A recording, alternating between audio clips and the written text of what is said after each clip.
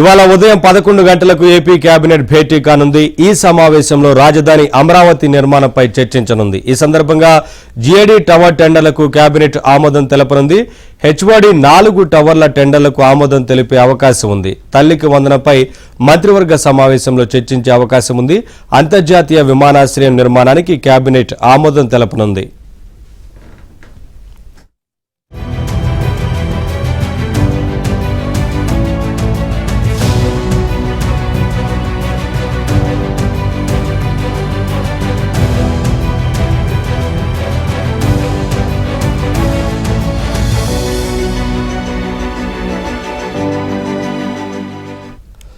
ఇవాళ ఉదయం 11 గంటలకు ఏపీ కేబినెట్ భేటీ కానుంది. ఈ సమావేశంలో రాజధాని అమరావతి నిర్మాణంపై చర్చించనుంది. ఈ సందర్భంగా జీఏడీ టవర్ టెండర్లకు కేబినెట్ ఆమోదం తెలపనుంది.